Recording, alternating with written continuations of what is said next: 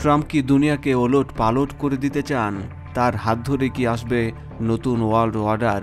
এই প্রশ্নগুলো কেবল মার্কিনীয়দের নয়, গোটা দুনিয়ায় ট্রাম্পের নয়া পাগলামিতে বিশ্ব শাসনের নতুন কৌশল দেখছে। ট্রাম্প মনে করছেন তার পলিসি আমেরিকাকে মহান করবে, অর্থনীতিকে এগিয়ে রাখবে। তিনি বিশ্বব্যাপী মার্কিন বৈদেশিক সহায়তা কার্যক্রম স্থগিত করেছেন। এতে আমেরিকানদের সাশ্রয় হবে সত্যি, কিন্তু দশকের পর দশক ধরে যারা মোরালিপনা তৈরি করেছে তা একটু একটু করে ভেঙে পড়বে। কিন্তু তাতে কি? ট্রাম্প ব্যবসায়ী মানুষ, তিনি রাজনীতিকে দেখেন ব্যবসার দৃষ্টিকোণ থেকে। ডোনাল্ড ট্রাম্প এক অদ্ভুত মানুষ। তিনি যুদ্ধ চান না, আবার শত্রুদের ধোলাই দিতে এক পায়ে খাড়া।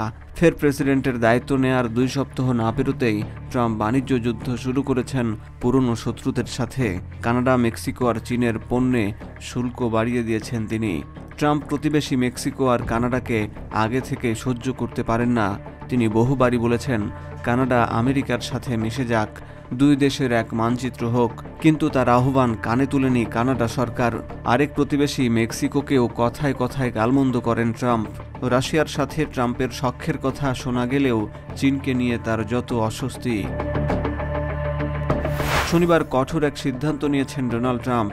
এবারও তার টার্গেটের শিকার হয়েছে কানাডা, মেক্সিকো ও চীন। মঙ্গলবার থেকে কানাডা ও মেক্সিকোর পণ্য কেউ যুক্তরাষ্ট্রে আমদানি করলে 25% করে শুল্ক দিতে হবে। সেই সঙ্গে চীনের পণ্যে বর্তমান হারের চেয়ে বাড়তি 10% শুল্ক দিতে হবে। 3টি পৃথক নির্বাহী আদেশে এই ঘোষণাগুলো দেন মার্কিন প্রেসিডেন্ট। ট্রাম্প আগে থেকেই বলে আসছিলেন তিনি প্রেসিডেন্ট হিসেবে দায়িত্ব নিয়েই চীন, কানাডা ও মেক্সিকোর ওপর নতুন শুল্ক আরোপ করবেন।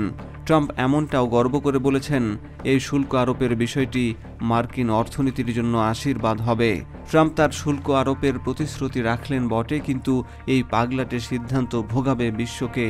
ট্রাম্পের এই নির্দেশে নতুন বাণিজ্য যুদ্ধ শুরু হওয়ার ঝুঁকি তৈরি হয়েছে।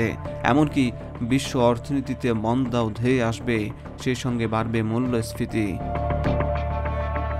এমন না যে চীন, কানাডা আর মেক্সিকোর মতো দেশগুলোই ক্ষতিগ্রস্ত হবে, আমেরিকা নিজেও এর শিকার হবে, আর তার প্রভাব বহির্বিশ্বে তো পড়বেই।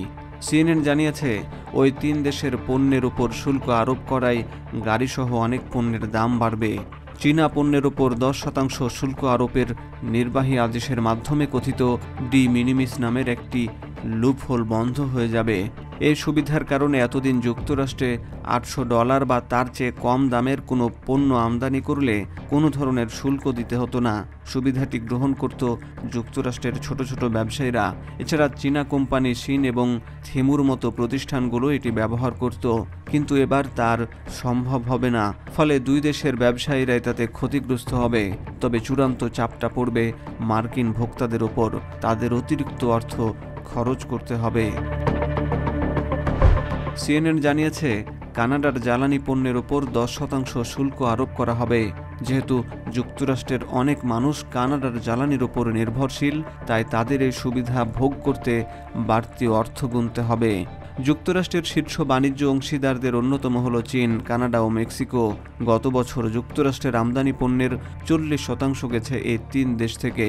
আর 3টি দেশ থেকেই পণ্য আমদানিতে শুল্ক আরোপের ফলে যুক্তরাষ্ট্রের বাজারে পণ্যের দাম বাড়বে, এটা একদম নিশ্চিত। তার মধ্যে আবার প্রতিশোধমূলক ব্যবস্থা নেওয়ার ঘোষণা দিয়েছে কানাডা, মেক্সিকো ও চীন।